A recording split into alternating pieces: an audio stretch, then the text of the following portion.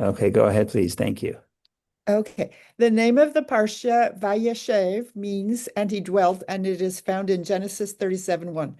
Jacob settles in Hebron with his 12 sons. His favorite is 17-year-old Joseph, whose brothers are jealous of the preferential treatment he receives from his father, such as a precious, many-colored coat that Jacob makes for Joseph. Joseph relates to his brothers two of his dreams, which foretell that he is destined to rule over them, increasing their envy and hatred towards him. Simeon and Levi plot to kill him, but Reuben suggests that they throw him into a pit instead, intending to come back later and save him. While Joseph is in the pit, Judah has sold him to a band of passing Ishmaelites. The brothers dip Joseph's special coat in the blood of a goat and show it to their father, leading him to believe that his most beloved son was devoured by a wild beast. Judah marries and has three children. The eldest heir dies young and childless, and his wife Tamar is given in levirate marriage to the second son Onan. Onan sins by spilling his seed, and he too meets an early death. Judah is reluctant to have his third son marry her. Determined to have a child from Judah's family, Tamar disguises herself as a prostitute and seduces Judah himself. Judah hears that his daughter-in-law has become pregnant and orders her executed for harlotry. But when Tamar produces some personal effects he left with her as a pledge for payment, he publicly admits that he is the father.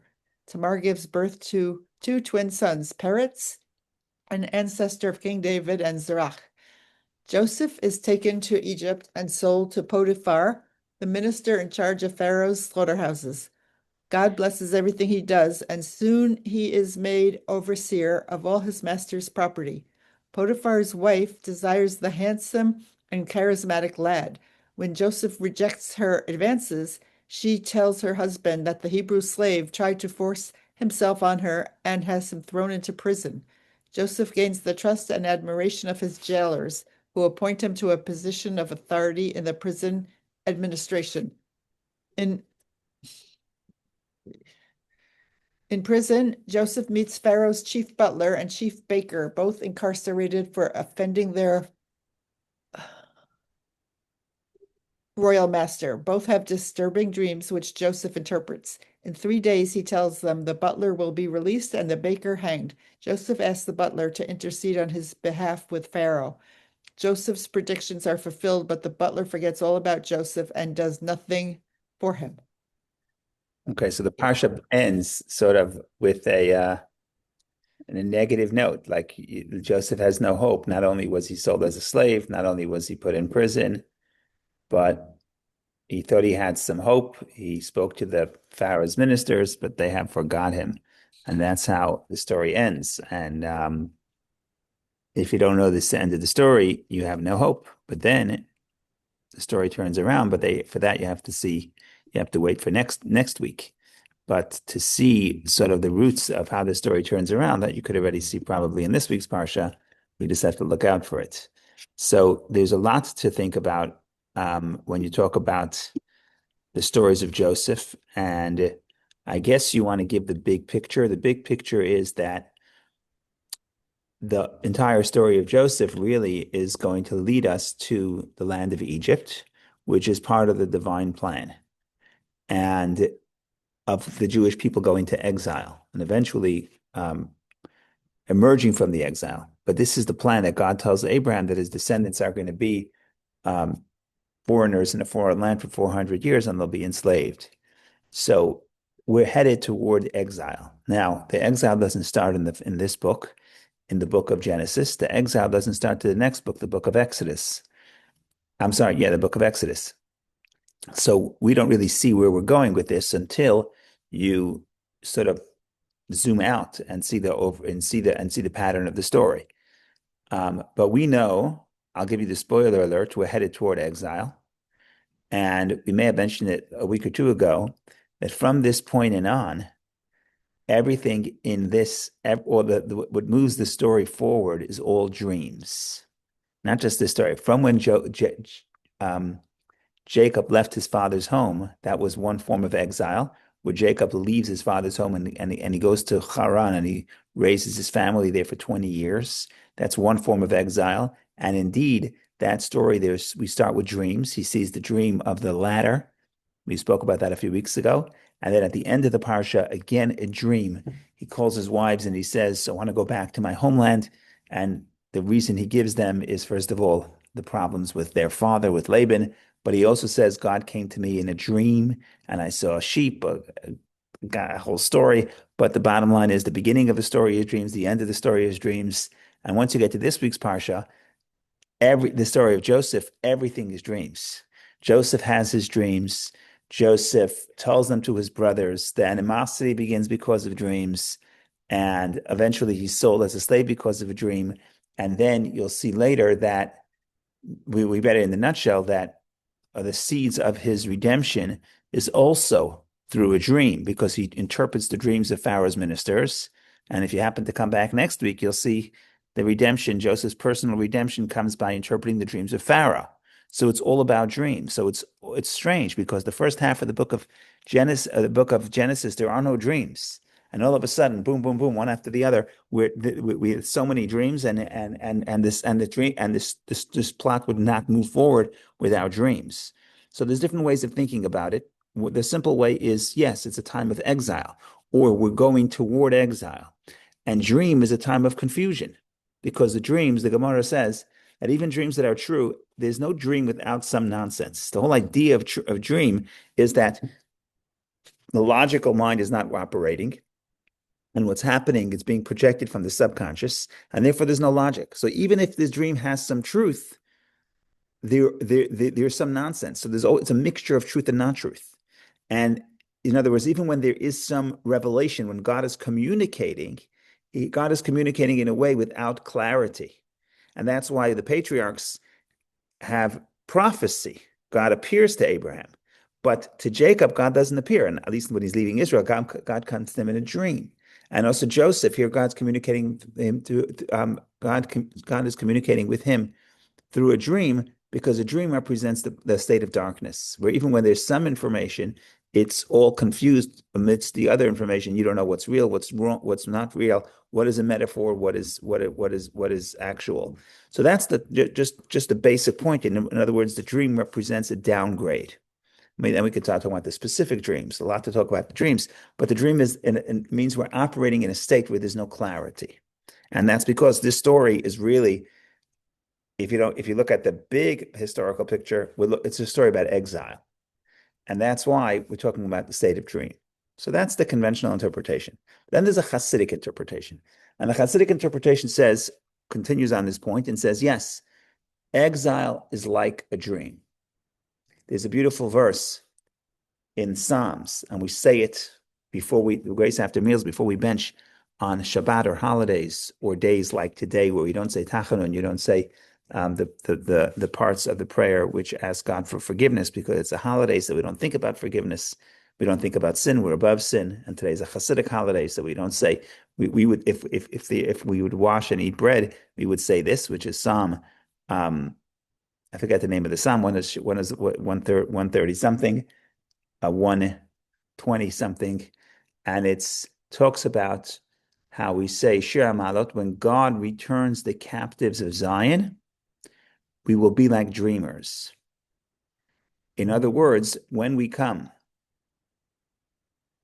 Oh, let me just take a break for a second. Someone's here. Give me just 1 second.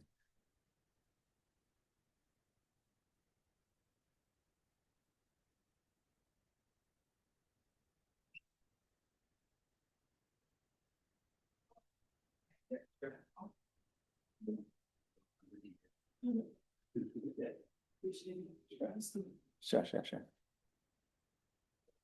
Okay, so what we've been saying. Oh, so the Psalm says when God, in other words, it's a psalm about redemption, and when God brings us back to Zion from the exile, we'll be like dreamers. What does that mean? It means that we look back in exile, and all of a sudden the exile is like a dream. I guess you could read it different ways. That redemption is like a dream, but it's like, no, it's past tense. When we come back, we realize we were in a dream. Like, for example, if a person's having a dream, having a nightmare, and everything seems so vivid and so real, but you don't know you were dreaming until you wake up, right? The problem with the dream is that when a person is the problem with the dream is here's the shell. The problem with the dream is that when a person is dreaming, that person thinks that they're awake, that it's reality. So you have to wake up from the dream to realize that to wake up to the dream, to wake up from the dream to realize that you were dreaming. So exile, the state of exile is a state of dreamlike reality. What does that mean? So again, there's different ways to think about this, but what the Kabbalah tells you about dreams is that when it comes to a dream, there are there's no logic. Opposite things can coexist. That's the definition of a dream. Um,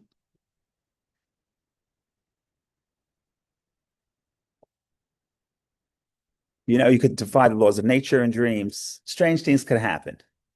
So the Kabbalah says, mystically speaking as well, our life in exile is also dreamlike. It opposites coexist. What do I mean?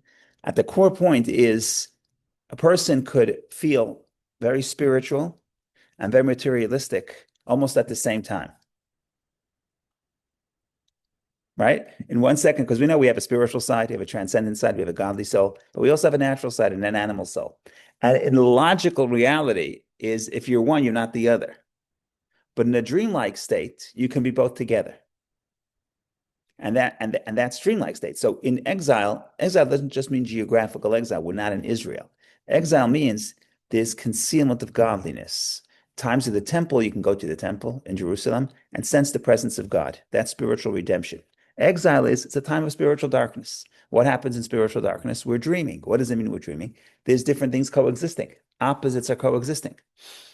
And what happens is that now so that's what we're trying to get at. That's why this entire second half of the book of Exodus, the book of Genesis, is the story moves forward through plot.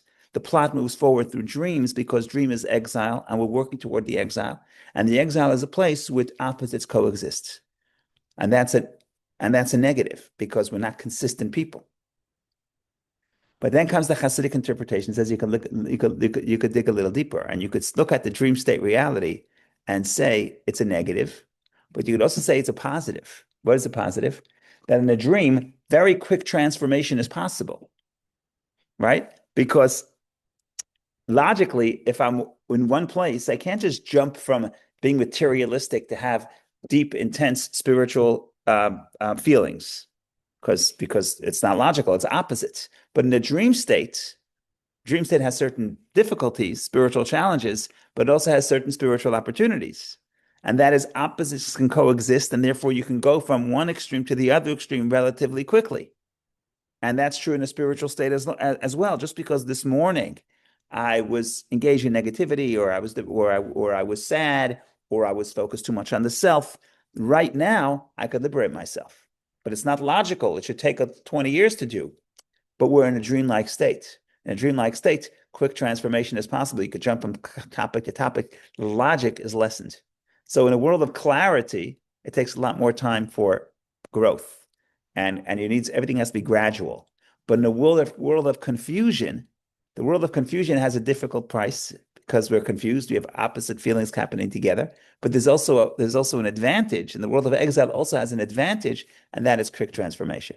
And if you want to talk about Joseph's life, it's all about quick transformation. I don't want to say quick because it takes a long time. The whole story takes about 13 years, but the changes are very quick. There's no gradual change. He goes from being the favored son to being sold as a slave to being put in prison. This happens very quick. And then from prison, he becomes the second to the Pharaoh. And it all happens abruptly. And you say, how did this happen abruptly? You'd expect gradual growth. Gradual growth is in the arena where things are operating in order and logically. But in a dream state reality, and the exile is energy of dream, then things can happen very quickly because opposites can coexist. So you can go from one extreme to another extreme very quickly.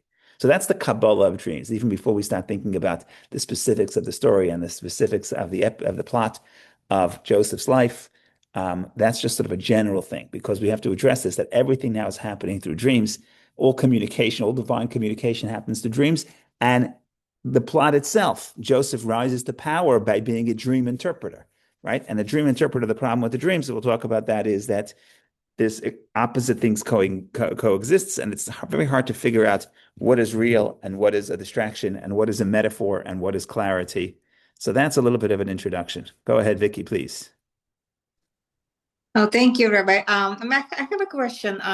We are still in that dreamlike state because we are still in exile. So going from like constant presence of divine with Abraham after circumcision to just prophecy. And now we are transitioning to basically the mode that we are in right now.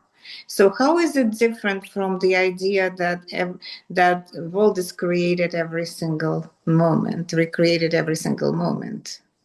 Yeah, the world is created every single moment. The question is that what is Change your perspective, right? So it's all it takes is change your perspective. It's not even physical reality we're changing. We change into perspective based on experiences, observations. That's possible in exile in a dreamlike state, right?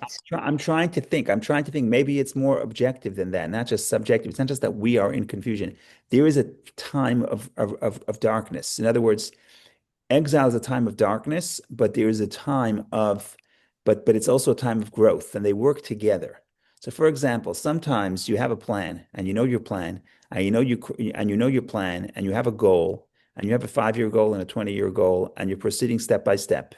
And there's not a lot of room for dramatic change because you have your plan and it's clarity. You know what you want, and you move ahead, and you're moving ahead in a gradual state. Then you have a time where I'm in confusion. I don't know what I want, right? So in a way, I'm in the dark. But on the other hand, creativity is possible when I'm not sort of locked into my plan. When because of the darkness and because of the confusion, that's where, ironically, in the darkness of the confusion, the darkness of the block, of the creative block, that's where the light comes in. So ironically, when I had my plan and I have a plan to proceed, I'm proceeding, but I'm proceeding gradually. Then there's a time where it's not an orderly time. And exile is not an orderly time. So it's not just subjective. According to the Kabbalah, the energy that is available because of the retreat of the divine holiness. In other words, the revelation of the divine holiness. Because now is a time where God's presence is not manifest in the world as it was in the temple times. So now it's confusion. What happens when you're confused? So on one hand, you don't have you're looking here, you're looking there, you're crashing into this wall to that wall, right? You're trying this option, trying that option. So it's a time of confusion, it's a time of darkness. But also, it could be a time of tremendous growth because you're not limited to one plan. So that's when the creative mind could actually show up and do things that are drastically different than what I thought I can do. But that's not possible if I'm in an orderly time. Let's say a metaphor. I'm in a corporate world. So I have to go step by step. Okay. I have step by step. Maybe it will take me 30 years to climb the corporate ladder. Right. But if I'm coming and I'm doing it, let's say I want to do a startup, for example, that's a metaphor. So it's disruptive. So when you're in a disruptive environment, there's no clarity. No one knows. There's no business. There's no real business plan because we don't know what the future is going to bring. So I'm in a state of darkness, state of confusion. I try, I fail. But because of that, right? You see what I'm trying to say? Because that energy is available, that's why ultimately the greater growth is possible because new ideas can come out. And it's true. It's still darkness. It's still confusion. I'm going to fail this idea, come back with that idea. But because there's no order, it's not a time of clarity, and it's not a time of gradual growth. That's why the potential is there as well. And this is true spiritually as well. So according to the Kabbalah, you want to use the Kabbalistic terms, there's makif, there's pnimi, there's the light of God in the times of the temple that is manifest, is the revealed light. A pnimi, in other words, the internalized light, so you can sense the presence of God in your life. Exile, you cannot sense the presence of God in your life, but you have the encompassing light, makif. It surrounds you and encompasses you. So it's not present, it's present, but it's not manifest. So you don't feel it, you don't understand it. So it's a time of confusion, it's a time of darkness. But the Kabbalah says time of darkness is the time of opportunity for growth in a way that's not gradual. You can go from one extreme to another extreme very, very quickly. Beautiful. Volatile, there's a cost. There's a cost. There's no clarity. No one knows where we're going. In this story, we're ending up in Egypt, which is no good. But there's different stories happening together. There's the national story, which is heading toward exile. There's the Joseph story, which within that national story, within that trajectory of going to exile, Joseph himself is going to redemption, because Joseph himself is going to rise to power. So it's like it's like relativity, depending on where you're thinking. And the national story, we're going down. The individual story, we're going up, and they interrelate. So, but that's another subject. Go ahead, Sarah.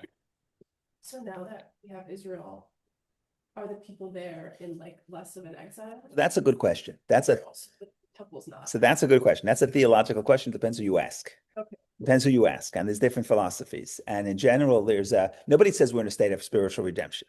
Nobody says that, because there's no temple, and we have the problems. We have the infighting. We have, if you look at Isaiah's prediction for the end of time, there's peace. That's the number one requirement. There's peace, and there's no jealousy. And even physically, if we could take all the defense budget and put it to healthcare, then you could solve problems. And in Isaiah's times, the prophets say there'll be no illness. At least, I don't know if no means no, but no means less. No, in general, Malach haaretz. Yeah, because peace. Yeah, peace is certainly between Israel and its neighbors and others, the nations of the world. There has to be peace, because the idea is, Isaiah says, that the earth was filled with the knowledge of God, like the water covers the seabed. That's the definition. It's awareness. Redemption is awareness. Awareness is what is valuable. What are we fighting over today? We're fighting over resources. What would it be? Because there's scarcity, at least in some areas of the world, and also because we're jealous of each other. So if you have more than me, all of a sudden there's jealousy. But this is a state of exile, because what does it represent? What do we value? If you get to a state of redemption, and what we value is the knowledge of God, then there's nothing to fight for. First of all, because there'll be plenty, but also because it's not as valuable. Right? Today, what do people want? People want materialism. And materialism is a zero-sum game. If you have more, I have less. Maybe it is, maybe it isn't. But at least in some ways, people can think of it as it is. But if what people want changes, if what people desire changes, that's a state of redemption. So in other words, there's no way that people can make an art. Nobody thinks that we are in the state of the ultimate redemption. We are in a certain state of national redemption. In other words, we have sovereignty. And some people believe that that's the beginning stages of the future redemption. Some people say it's not the beginning stages. It's just national, but it's not the spiritual redemption. So then, and it sounds trivial, but there are big theological debates going on the past 100 years about Zionism. Is Zionism just a political movement? Is it a religious movement? Is it redemption? And we can talk about that for an hour. But the short answer is that even the people who say it's the beginning of redemption, they say it's just the beginning of redemption. It's just the tools. Now we have a state. Now we have sovereignty. Now we could try to grow toward the vision of redemption. So in a way we have problems, but in a way with problems you also have opportunity. I don't want to get political. I don't want to get but I don't want to say, in other words, I don't want to be hurtful to people who suffered. But if you want to think about objectively, and you want to, maybe I should turn off the recording. If you want to look at Israel's situation in before this October 7th and after. So there's an objective argument to be made that there's strategic changes that happen because of the difficulty. And in normal times, in times of peace, you wouldn't be able to do this. You can't attack Iran in times of peace, because all of a sudden you're going to put your economy is going to stop, and you just can't do it. And you can't go after the Hezbollah. You can't do this kind of stuff. But all of a sudden, when it's a time of confusion, time of darkness, and times we're not in the regular way of living, which is gradual growth, then it's a dark period. But dark period is like a dream, and in a dream, there's good and bad mixed. And surprising opportunities. And opportunities, and greater opportunity, greater risk and greater opportunity. So they come together. So that's the dreamlike state. So do you want to be in a dreamlike state? Most people don't. Most people want order and want predictability and want gradual growth. But the concept is a true concept that, ironically, and sometimes a dream could be an opportunity where you get creativity. And you could not get creativity all day, because all day I'm too busy. I'm too busy doing this and doing that, and I'm advancing in a more gradual way. And I have a plan, and I'm following the plan, and that's very good. But in a way, when I don't have a plan, so I'm in the darkness, I'm being thrown around, but maybe without the plan, that's where the dream happens and that's where the growth could happen. So that's just a different way of looking at the dreams and exile and darkness and seeing the good in that, which is a very Kabbalistic and Hasidic idea. Yeah, that's beautiful because it gives us opportunity, like something that even patriarchs didn't have because they have direct communications with God. They didn't have that confusion. Clarity. If there's clarity, there's no confusion. If there's no confusion, you don't have to dig deeper. You don't have to try. You don't have to trial and error. Um, there's this guy I follow on Twitter, and he writes, I don't know what he wrote, but he wrote like he gave a blessing. He said basically he was saying, well, you learn from your failures. So he gave everyone a blessing. You should fail and fail again.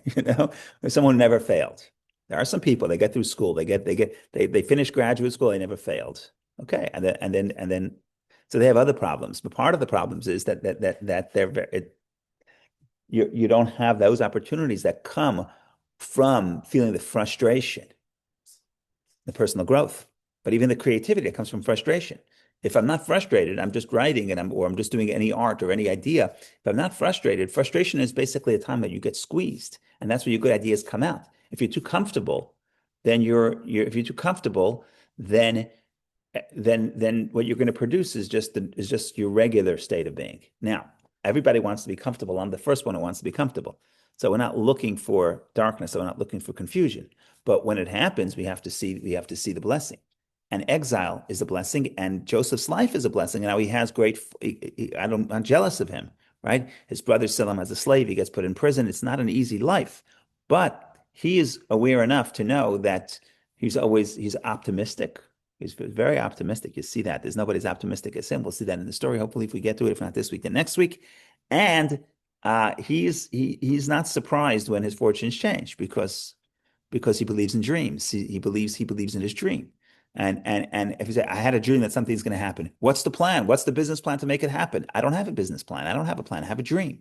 And that's the beauty of the dream. It gives you that freedom to be able to visualize the future, even though you don't see the plan of how you're going to get from step 1 to step 10 or step 100 to step 1,000. But in dreams, crazy things happen. The regular laws of cause and effect break down when it comes to a dream. Okay, that's an introduction. I didn't mean to take 35 minutes, but that's introduction number 1. Now I'm in trouble. Now I'm in trouble. Spent all my time on the introduction. Now I'm in big trouble. We have to talk a little bit about the dreams. Okay, let's talk a little about the dream. So let's first read it and see what's happening here. Let's learn a little bit about the characters because they're going to stay with us for the next couple of weeks. So we'll read a little bit and then we'll see if we can dig a little deeper. So I'm going to put the text on the screen in a minute. For right now, I'm looking at the book, Stone Edition.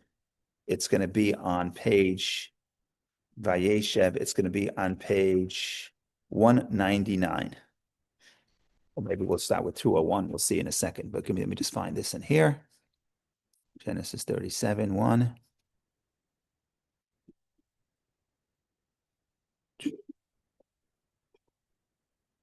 Let me make this smaller.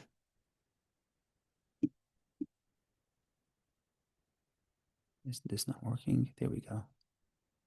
100. Okay.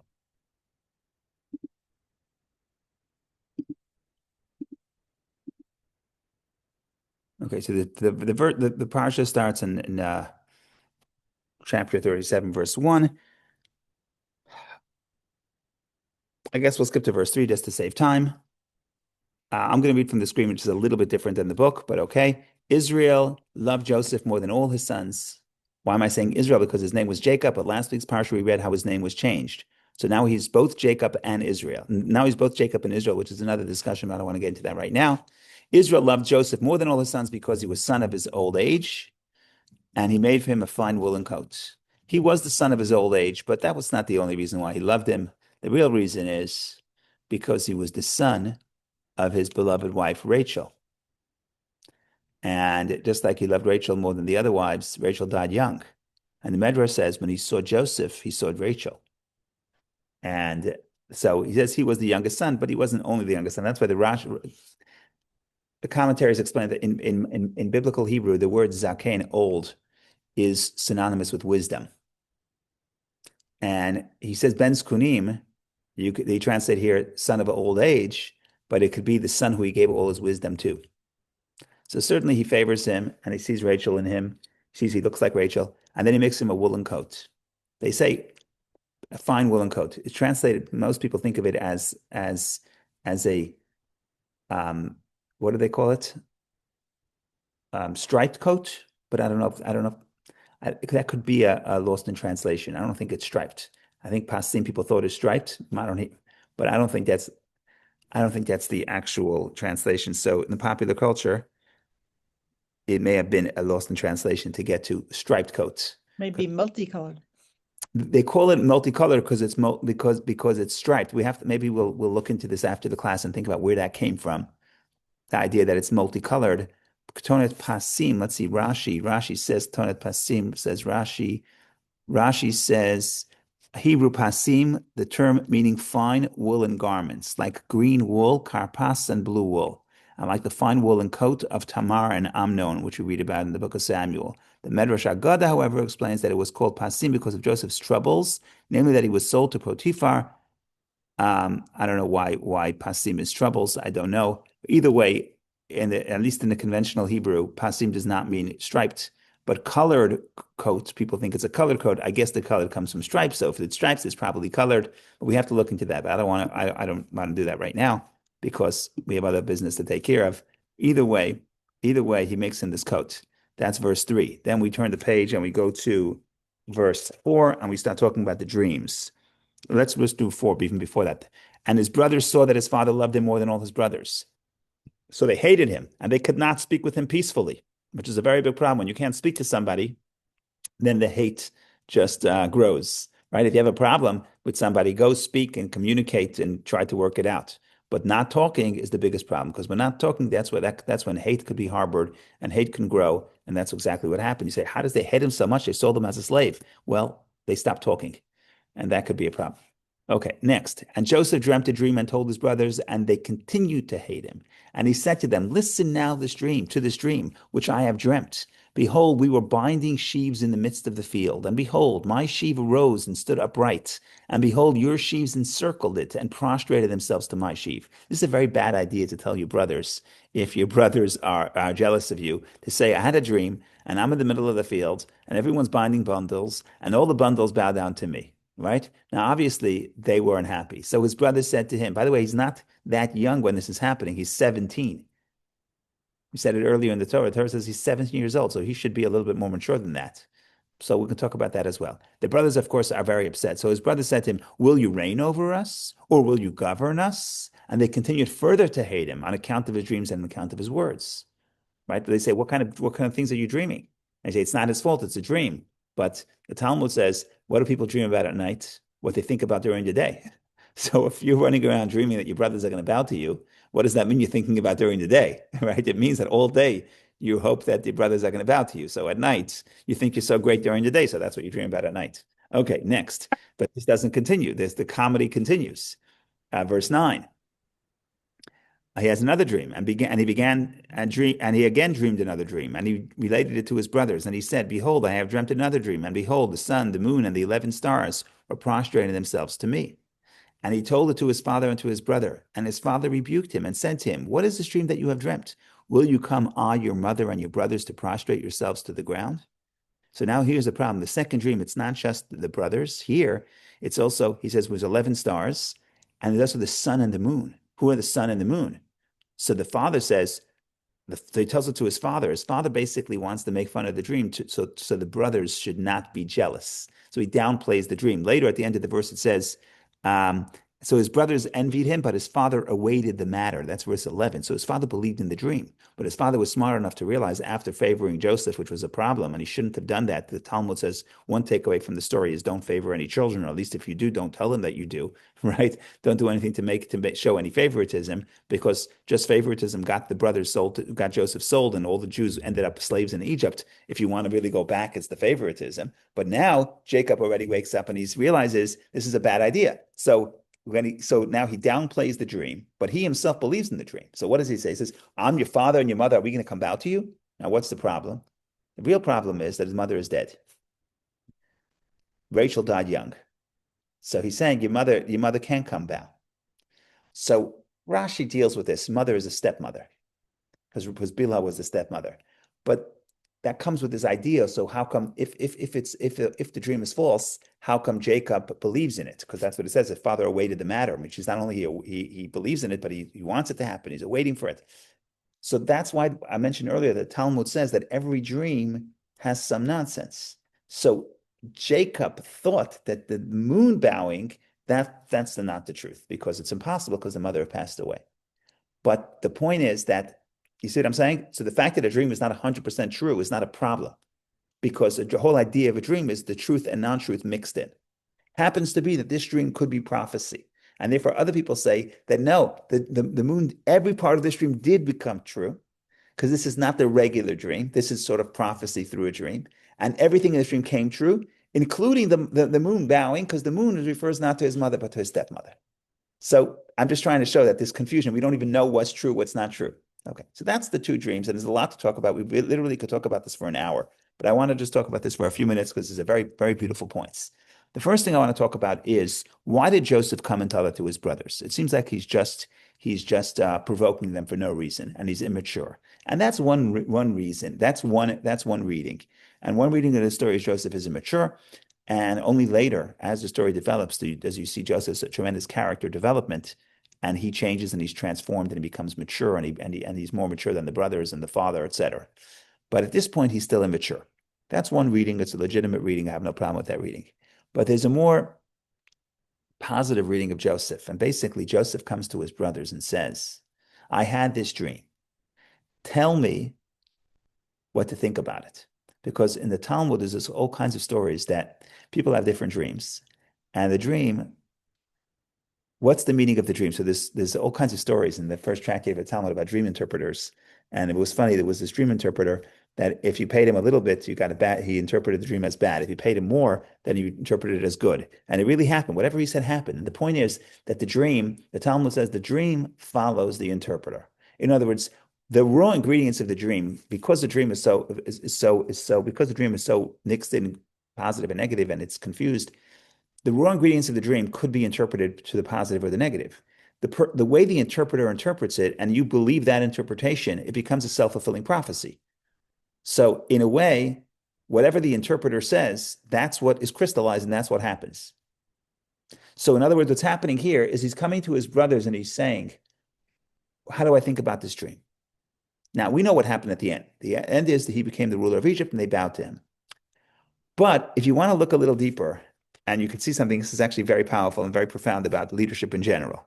Let's look at verse number 8, because that's when he has his first dream, page 201, verse 8. He has his first dream, and his brothers come to him. And his brothers say, what? You had a dream that all the bundles are bowing down to us, to you? And they say to him, his brother said to him, will you reign over us, or will you govern us? And they continue to further hate him on account of his dreams and on account of his words. So that's their interpretation of this dream. I'm highlighting it on the screen. Will you reign over us or will you govern us? They look at this dream and they say, the interpretation of this dream is that you're going to be the king and you're going to be the ruler and you're going to rule over us. That's what your dream is telling you, and therefore we hate you even more. So now I'm asking you a simple question. If you know the end of the story, which you do, or you could look ahead, was that a correct interpretation? I Joseph? say no, because it's not them who bow down, and it's not him who they bowing to. It's the sheep. So it's just the fruit. Oh, so this is interesting. But I was going to say at the next step is there's two dreams. The first dream is the sheaves are bowing to him. The second dream is the sheaves are bowing to his sheaf of wheat. His bundle of wheat are bowing to his bundle of wheat. Second dream, it says 11 stars bowing to me. So if you think about it, you know the end of the story. The first time they bow to him, they don't know it's Joseph. He hides his identity. They come to Egypt to buy bread, to buy grain, because there's a famine. And he knows who they are. They don't know who he is, because he left them when he was 17. Now he's 30. Really, he's older than 30. Now he's 37. So he's matured. They look the same because they were older than him, so they didn't change that much. He knows who they are. They don't know who he is. He accused them of being spies. That whole story, I don't want to get into it right now, but the bottom line is they're not really bowing to Joseph. They're bowing to the guy who's selling the wheat. It could be anybody. So if you look at the first dream, it's really it's accurate. It doesn't say bowing to me. If you look at verse 7, it says, your sheaves encircled it and prostrated themselves to my sheaf. They didn't bow to Joseph. They don't care about Joseph. They care about the guy, the ruler of Egypt, or the second in command, but the actual ruler who's selling who's distributing the wheat. So in that sense, it's true. Vicky is correct that they're not bowing to Joseph, they're bowing to the sheaf. The next time it says 11 stars bowing to me, here it says me. They know who he is. And that's what happened later after he reveals his identity to them. They come down with the father and with all the entire household, and then they bow to him again. Now they know who he is. That's why there's two dreams. So we can talk about that in a second. But the point of the matter is, let's go back to my core question, which is he comes to his brothers and he says, your bundles are bowing to me, to my bundle. The brothers come and say, do you want to be the ruler over us? Is that what you want to do? And meaning, assuming that's the interpretation of the dream. Now, on the surface, it seems that they were right. That was the interpretation, and they were upset at the interpretation. But there's one way to look at it. No, the brothers were actually wrong. That is not the interpretation of the dream. That's not what happened. Go ahead, Sarah. That, God chose him to be there. Yeah, but they're going to bow to him. They're going to bow to him, meaning he's going to rule. You're right. You're saying it's God chose. You're right. That's what Joseph says. Joseph says, I had a dream. Presumably, if I'm telling you the dream is true, it's God sending this dream to me. But the point is, what do you look at? We know the facts. We know the bundles are bowing. What does that mean? That's a metaphor to what? So the brothers say that's a metaphor that we're going to bow to you, and they're so triggered by that metaphor they hate him even more. The one way to read the story, I already forget where I got this from, but one way to read the story is no, they missed the whole story. It's not a question of bowing. He doesn't want to be the king, and the way I'm going to say it is you flip the whole. You can look at the story in two ways. Who was serving who in this story? The conventional wisdom is Joseph is the leader of the world, the leader of the ancient world, the leader of Egypt, which was the superpower of the time. And Joseph is second in command, so he's he was the active leader of Egypt. And the brothers were just subjects, and they come and they want wheat, and they bow to him. Okay, fine. So it seems like Joseph is the ruler, and they're bowing to him. But it's actually more complicated. And the hierarchy of who's serving who is not so simple to decipher. Because what really happened? What really happened is we have all the Hebrews, Jacob's family, Israelites, living in Israel. One is dispatched, sold as a slave, put in prison, separate from his family for 22 years. And you know what he does? He rises to power. But what is he really doing? You know what he's doing? He's supporting the family. He's working for them. Because he's in exile. And the purpose of that exile is so that he can support his family. So so it's a complicated story. Yes, they're bowing to him for bread. But I'm asking you a question. If they would ask Joseph before that, when he was 17, do you want this lifestyle? Do you want to be the one chosen to be sold as a slave, put in prison, and you don't know, and then you're going to rise to power, and then you'll be the most powerful person in the country, and then you're going to support your family? And that's what he does. The end of the story is he supports his family, and he's responsible for the migration of the Hebrews, of the Israelites, to Egypt. And that's where the next book, the story of the slavery starts. But the question is, the question of who's the hierarchy of power, who's serving who, is much more complicated than it looks at the surface. So in other words, let's put forth an interpretation that says the brothers misinterpreted it. When they should have read the interpretation, Joseph, it's amazing that you're going to provide us with wheat. That's what happened. We know the end of the story. You're working for us. Thank you for being the one who was willing to be the leader, and we're going to bow to you. Yeah, if you're supporting us in a way, we bow to you. Right? Imagine one brother goes out to business and makes a lot of money and supports the family in the old country. They have to bow to him. They have to say, please, thank you. So they have to submit in a way. But in a way, they're submitting to him. In a way, he's submitting to them. Maybe he's submitting to them more than they're submitting to him. He's sacrificing his well-being. He's getting certain advantages. He's becoming the leader of the free world, not the free world, of the Egyptian world, of the subjugated world. But in either case, he's the leader of the superpower. But it's not so clear who's serving who. And in that sense, the brothers misinterpreted the dream completely. And they should have told the younger brother, dude, you think that this is a story of bowing when someone comes and says, thank you for what you gave me. This is not a sign of sovereignty that you're the leader. The leader is not really the leader. The leader is the servant. And that's what the Talmud says. God tells, I forget who it was, Saul or David, I'm not giving you, when you appoint someone as a minister, as the leader of the people, he says, I'm not giving you srara. I'm not giving you a position of being a minister. I'm giving you servitude. The minister is really the servant. The minister is not a minister. Minister is a servant. And then Rabbi Jonathan Sachs, of blessed memory, had a beautiful, we're coming to Hanukkah, he had this beautiful imagery. And he said, if you think about this, I want to talk about like symbols. So in the ancient world, so Egypt, of course, the symbol is their pyramids. Amazing structures. No one knows. Even today, we don't know how they built it, but that's the pyramid. Now, pyramid is much more than just an architectural structure. In a way, it represents the Egyptian philosophy, which is that there's a pyramid in society, and at the top of the pyramid is the pharaoh. And the common people, it's all class, and every class has to serve the higher class. And on top of the pyramid is Pharaoh, because everyone is serving the Pharaoh, and Pharaoh is serving the gods, or represents the gods, and that's how society happens.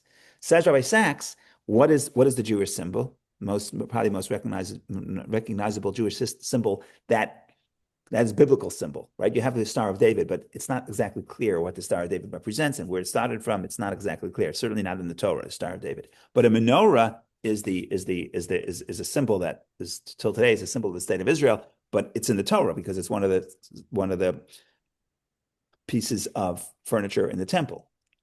What is a menorah? A menorah, you have the stem, and it's upside down terminal. It's an upside down pyramid because here you have 7 branches and then 1 stem. But if you flipped it, you had an upside down pyramid. A menorah is an upside down pyramid. So now what happens? The leader, you only need one leader. You can't have a society with everyone's a leader. You'll have breakdown. It's not going to work. You have to have one leader. The question is the leader on top of the pyramid and the people are serving the leader? Or is the leader on the bottom of the pyramid, bottom of the menorah, holding up the 7 branches and letting everybody spread out to all the different directions? So who is serving who? That's the big question. So now Joseph and his brothers, the point is, why did Joseph go tell his brothers? He says, look, these are the objective facts. This is what I'm seeing. Now they give an interpretation. When you read it, for many years, I read the story as a kid and as an adult. I read the story. It says they were right. This is what it's telling you. It's telling you that he's the king, and it's true. He is the king. But when they said you're gonna rule over us, in a way, yes, in a way, no. So it depends how they could have looked at it, and that's exactly the point. In a dreamlike reality, it's not so clear. The facts are not so clear. It's more complicated than what it looks at the surface. Who's serving who? And who's working for who, and who's sacrificing for who. And even when I bow to you, it doesn't mean your position is better than mine. Like if Joseph had to choose the life of himself or his brothers, I don't know what he would choose. I mean, we know he was uniquely positioned to do what he did, to be that person that could be in Egypt and yet maintain his identity. That's another whole story. I don't want to get into that right now. But the point is that it's not so simple. It's not so simple. This idea of who's ruling over who and what is a ruler and what is a leader, and is the leader or is the leader the servant, and what is the meaning of a leader? And in the final analysis, at least when you take this perspective, the brothers misunderstood the dreams. They did not get the dreams right, because just because they're bowing to you doesn't mean they are working for you. If they're bowing to you, it means you're working for them. Right. So that's a complicated story, but it's enough to realize that especially when it comes to dreams, there's a lot that is beneath the surface. Go ahead, Vicky, please. Well, thank you, Rabbi. It's amazing how much depends on the interpretation of the dream. I was just wondering what would happen if they interpreted the dream that way, and maybe they would be happily ever after. If they would read the story, Joseph, you're going to be the one who's going to go, and you're going to go to be a slave in Egypt. You're going to end up in Egypt, and you're going to prepare for the whole family. You're going to make a lot of money, and you're going to support us. They would go and buy him a birthday cake. They wouldn't hate him, right? So they'll probably end up in slavery. But that's not be slave. I'm just saying if they realize they don't know the chain of events, but if they would say, look, we're going to bow to you to come get grain, which means you're going to be the one that's going to have the resources, and we're going to have to submit to you to get grain from you. Wonderful. You could look at it as if the ego is involved, you can say, oh, we're going to have to bow to you. Also, we hate you. You want to dominate us? Who said anything about dominating? He didn't dominate over them. In fact, he forgave them, and he was kind to them, and he only saw the good in them later on as he matures. But I'm just saying the point of the matter is they completely misread this dream. And they could have came and said, you know what this means? This means, look, my brother, you're going to go out there, you're going to make a lot of money. We're going to come submit to you, and you're going to support us, and we're going to be so grateful because we're going to be with our sheep. And if there's a famine, we have where to go because you're going to be our safety net.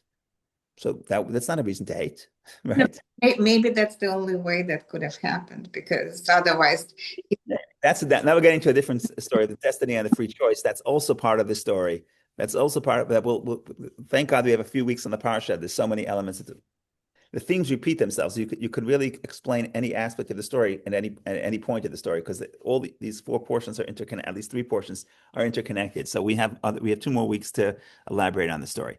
So that's for that. We have 3 minutes left, and I want to say one point, and that is a very important point, and that is a very spiritual point and very uplifting point, and that is the question is like this. The question is, why did he have two dreams? I already gave you one answer, but that's not the only answer. Why does he have two dreams? The problem with having two dreams is that later, next week, Pharaoh has two dreams in one night. And when Joseph interprets the dreams, he says, you know why you had two dreams? Because two dreams means it's happening immediately. The clock is ticking right now, because there he has the dream: 7 years of famine, 7 years of plenty, 7 years of plenty, and followed by 7 years of famine. And Joseph says you had the dream twice because God is saying it's happening right now. It's starting right now. The 7 years of plenty start right now. And then there's going to be 7 years of famine that are going to follow. But it happened right away. So he says the reason why it happened twice is because God hastens to make it happen. It's happening right now. Problem is that Joseph has two dreams too. And those two dreams did not happen for a very long time. They didn't bow to him. They didn't bow to him for another at least 20 years. So why is there two dreams? So that's a problem. It's an invitation to look deeper. So there's different interpretations. One interpretation, a very nice interpretation, is one interpretation is it's not the same dream. It's not two dreams. Pharaoh had the same dream twice. I mean, different metaphors, but it was the same. It was the same dream: 7 years of famine, and 7 years of plenty, followed by 7 years of famine. So Pharaoh has one dream. It's a repetition, so it's happening right away. Here, it's two different dreams, as I alluded to. The first dream is when they bowed to him before they knew his identity, and the second dream is they bowed to him after they knew his identity. It's two different events. So it's not this question of why it doesn't happen right away. There are also different interpretations, some technical, some not. For example, one interpretation is that is true if you have two dreams in one night. Pharaoh had two dreams in one night. He had the dream, and then he fell asleep, and he had another dream, same night. Here, just not the same night, so it's no problem. But the point is, the problem is still a problem. This question is in the background. So what the takeaway, what I'm trying to get to is that Joseph's dreams, there are two dreams. Let's assume it's the same story to make the question, because people ask the question. Let's assume it's the same story. And then the question is why it didn't happen right away. We'll put that aside. But it's the same story. Joseph is talking about the same story. And what's interesting about this imagery, because it could have been any other imagery. It could have been any other imagery, right? You have one image, one story about sun and the moon. I'm sorry, gathering grain in the field. And the other one is the stars. And it could have been any other metaphor. With Pharaoh, for example, the first metaphor is 7 cows. And the second dream is 7 sheaves of wheat. So now, nothing about the stars. And also, in a way, going from a higher form of life to a lower form of life. Animal life is more sophisticated than plant life, right? So we want to think about what are those metaphors. We could talk about more of this next week. But the point is, with Joseph's dreams, which is a metaphor for the Jewish people, or what we should be, it doesn't mean that's what we are. It means that's we're called to be this way. We're operating in the field. So in other words, we're trying to succeed in the physical world. And simultaneously, we are in heaven. So are we in the field? Are we in the field with the wheat, or are we in heaven with the stars and the sun and the moon? And the answer is we're both, because we don't like the dichotomy between physical and spiritual. When we are in the physical world, the reason why we're trying to gather grain and live and be successful is so that we could live a spiritual life. So you see somebody going to work, you say, why is he going to work? He's going to work because he wants money. Okay, that's one reason, but that's only the wheat. Why does he want the money? Also, he could do good in the world. Also, he can study Torah. Also, he can keep Shabbat. So he's in heaven, but why is he going to work? Oh, that's the state of being Jewish. And Joseph is the epitome of this, because Joseph could be in Egypt, which is in some ways, the most unspiritual society of the times. They believe in oppression, believe in slavery. So it's the opposite of spirituality and transcendence. So Joseph could be in that environment and yet be loyal to his own identity. So in other words, you could be in the physical world and the spiritual world together. Pharaoh is not. Pharaoh, everything he's thinking about is either cows or grain. And he's just actually going down. He starts with a higher form of life and he goes to a lower form of life. But Joseph is thinking about the earth, but he's also thinking about the heaven. So what are you? Are you trying to get some grain or are you thinking about the stars? The answer is we're both simultaneously. And that's what Joseph teaches his brothers, and that's what we become. We have to live that life, that we're not just spiritual or just physical. Both of those are problematic. We have to work in both fields simultaneously when we're in the physical world and when we're trying to eat and trying to live and trying to survive. We're doing so for a spiritual purpose. And that's why our intention is for spirituality. And that's just from the imagery of what is used to convey this dream, because it could have been anything else. It could have been, I don't know, it could have been 10 potatoes bowing to my potato. Could have been the second dream, right? But no, now it's the stars. And maybe it's the same story. You could be in the field and be in heaven together. You could be at work and be thinking about spiritual ideas together. You could be eating breakfast, but have a spiritual intention together. Why am I eating? So I can have energy. Why do I have an energy? So I can do good in the world, so I could serve God. And that's the deeper point of Judaism in general. But Hasidism emphasizes even more that in a way we blur. I want to say blur because we don't blur the physical and the spiritual, but the point is not many religions and many spiritual traditions. The point is to transcend. We want to escape. But Judaism is, especially from the Hasidic lens, is about not transcending, but sanctifying. It's a different orientation. I'm not trying to go up. I'm going up too, but I'm returning. The point is, could you come back and sanctify the physical, sanctify your home and sanctify your food and sanctify everything you're doing in this physical world. So most spiritual traditions are about transcending. Could you escape the pull of materialism? Could you reach enlightenment for the sake of enlightenment? We're saying you want to transcend, you want to pray, you want to study, you want to transcend, but the purpose is to come back and sanctify the physical. So should you be in the grain? Should you be in the field with the grain, or should you be in heaven? If you answer one or the other, it's not the correct answer. The correct answer is we want to be in both. So that's the story in short. There's so much more to say about these stories. These are amazing parshas. But we'll continue next week, and God willing, we'll do more of the dreams. We'll do the dreams at the end of this parsha and the beginning of the next parsha, because in some ways, all the dreams are intertwined. You can't really fully understand one before you get all of them. So we have our work cut out for ourselves. I will try not to do a 35-minute introduction next week, but I can't promise because no guarantees. You never know where we end up. Thank you all for joining. Thank you.